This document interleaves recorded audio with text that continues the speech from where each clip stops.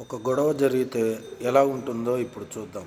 తమకు తెలియకుండానే ఆ వాదనలో వారు చెప్పేది సహించబడుతుందని ఆటోమేటిక్గా తెలిసిపోతుంది. ఇది అంగీకరించకపోవచ్చు, కానీ అది సహించబడాలి. అందుకని అటువంటి గొడవలకు సాధారణంగా ఎటువంటి అడ్డంకులు ఉండవు. అయినప్పటికీ వారు చాలా దుర్మార్గులుగా మారవచ్చు. కాబట్టి ఆ గొడవలో పాల్గొన్న వారు సాధారణంగా మానవుడు చేసే పనినే చేస్తారు. వారు పగను కలిగి ఉంటారు.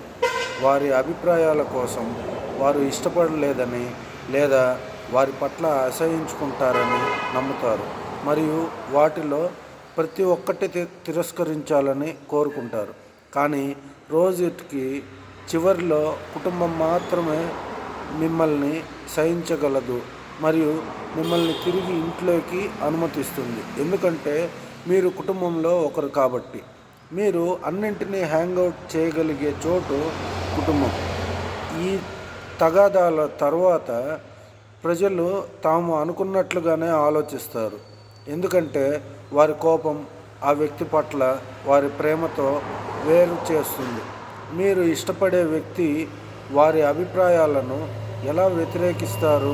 కానీ ఏదైనా పండగ వచ్చినప్పుడు లేదా మరేదైనా కుటుంబ వేడుకలు వచ్చినప్పుడు ఆ వేడుకలు జరుపుకోవడానికి అన్ని కోపాలు పక్కన పెట్టి పండగను కలిసి జరుపుకుంటారు.